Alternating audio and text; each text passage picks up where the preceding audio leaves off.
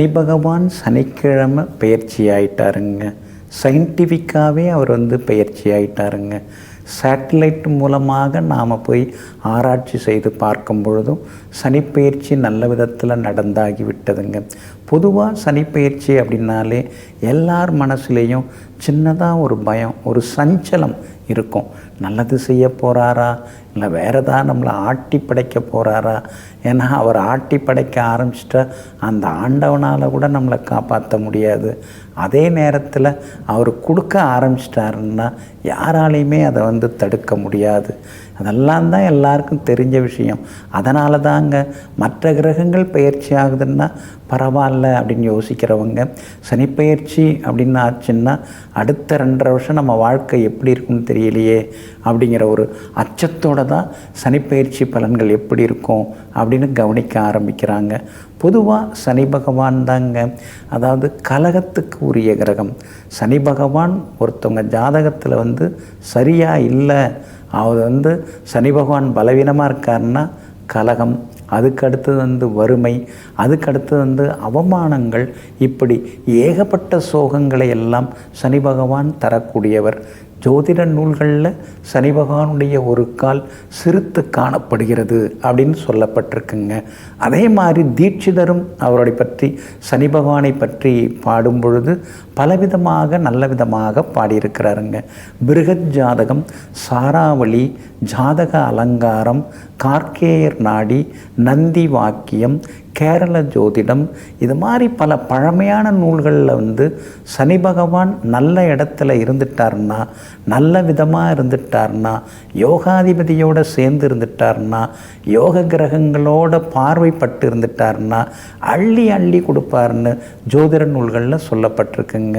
ஒருத்தவங்க ஜாதகத்தில் சனி பகவான் நல்லா உட்கார்ந்துருந்துட்டார்னா அவங்க தலைவராக ஆவாங்க, அந்த ஊர் தலைவனாக மாறுவாங்க.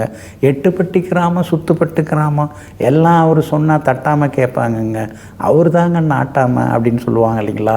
அந்த மாதிரி ஆளுமைத்தன்மை, அதுக்கடுத்தது தலைமை பதவியில் உட்கார்றது, தயவு தாட்சண்யத்துடன் மற்றவர்களுக்கு உதவுவது, இந்த மாதிரி பல நற்குணங்களுக்கெல்லாம் சொந்தக்காரராக சனி பகவான் இருப்பார். அதனால் சனி பகவான் நம்ம ஜாதகத்தில் ரொம்ப முக்கியங்க. அது மட்டும் இல்லைங்க, ஆயுள் காரகரே அவர் தாங்க. உசுரோடு இருந்தால் தாங்க எல்லா சுகங்களையும் நம்ம அனுபவிக்க முடியும். உயிரோடு இல்லைன்னா வேறு எதை நம்ம அனுபவிக்க முடியும்?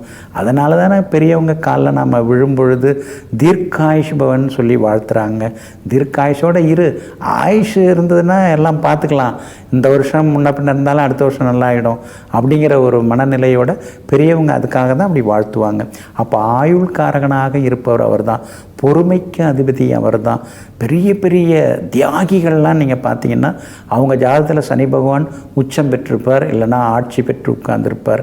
அதே மாதிரி தேசத்தின் விடுதலைக்காக போராடியவங்க, அது மாதிரி பெரிய பெரிய போராட்ட தலைவர்கள், போராட்டங்களை முன்னின்று நடத்தக்கூடியவர்கள், ஊர்வலங்களை முன்னின்று நடத்தக்கூடியவர்கள், அவங்க ஜாதகத்திலலாம் சனி பகவான் தாங்க வலுத்து உட்கார்ந்துருப்பார். உழைப்பவர்கள், சுயநலமற்றவர்கள், தியாகிகள், இவங்களுக்கெல்லாம் சொந்தக்காரர் அவர் தாங்க. அதே மாதிரி தலைமை பண்பை நமக்கு தரக்கூடியவர் தான் சனி பகவான். நம்ம ஜாதத்தில் நல்லா இருந்தார்னா ஃப்ரெஞ்சு, அது மாதிரி சில வேற்று நாட்டு மொழிகளை எல்லாம் கற்றுக் கொடுப்பார், பேச வைப்பார், வெளிநாட்டிலே செட்டில் ஆக வைப்பார், வெளிநாட்டு தொடர்பால் சம்பாதிக்க வைப்பார். இரும்புக்கு அதிபதி, எண்ணெய்களுக்கு அதிபதி, கருப்பு தானியங்களுக்கு அதிபதியாக இருக்கிறார். அதே மாதிரி வாதத்துக்கு உரியவராக இருக்கிறார், தாமசத்திற்கு உரியவராக இருக்கிறார், நீலக்கல்லுக்கு உரியவர், காடு மலைகளுக்கு சொந்தக்காரராக இருக்கிறார், காற்றுக்கு அதிபதியாக இருக்கிறார், மேற்கு திசைக்கு அதிபதியாக இருக்கிறார். அந்த மாதிரி சனி பகவானை பற்றி நிறையா சொல்லாங்க. சனி பகவான் தான் யோகக்காரராக இருக்கிறார். எல்லாருக்கும் பெரிய பெரிய ஃபேக்ட்ரி கம்பெனிலாம் வச்சு நடத்துகிறவங்க பார்த்திங்கன்னா சனி பகவானுடைய ஆதிக்கத்தில் பிறந்திருப்பாங்க. ஒன்று சனி பகவானுடைய நட்சத்திரத்தில் பிறந்திருப்பாங்க. சனி பகவான் வலுத்து உட்கார்ந்துருந்தார்னா எல்லாமே நடக்கும். கர்ம வினைகளுக்கு சொந்தக்காரர் அவர் அவர் தான். அதனால தான் நம்ம கர்மாவை பார்த்து பார்த்து நமக்கு பலன் கொடுப்பார். அவர்கிட்டேருந்து நீங்கள் தப்பிக்கவே முடியாது. நல்லது பண்ணோம்னா, எளிமையாக இருந்தோம்னா அவர் நமக்கு யோக பலன்களை தரப்போகிறார்.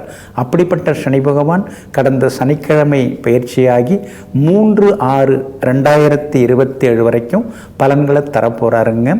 ஒவ்வொரு ராசிக்கும் அவர் எப்படிப்பட்ட யோக பலனை தரப்போகிறாரு, அதாவது 12 ராசிக்கும் அதாவது சனிப்பயிற்சி பலன்களை நாம் பார்க்க போகிறோம். நாளையிலிருந்து மேஷராசியிலேருந்து நம்ம பார்க்க போகிறோம். நாளைக்கு மேஷராசிக்கு சனிப்பயிற்சி பலன் எப்படி இருக்குன்னு பார்க்க போகிறோங்க. நீலாஞ்சன சமாபாசம் ரவிபுத்திரம் யமாக்கிரஜம் சாயா மார்த்தாண்ட பூதம் தன்னமாமி சனீஸ்வரம்னு சனீஸ்வர பகவானை வணங்குவோம். அனைத்து நன்மைகளையும் பெறுவோம். நெஞ்சிற்கினியவர்களே, சோமவாரமாகிய இன்றைய நாள் உங்களுக்கு அனைத்து சுகபோகங்களையும் அள்ளித்தரும் அதிர்ஷ்டகரமான நாளாக அமையட்டும். மீண்டும் நாளை காலை சந்திப்போம்.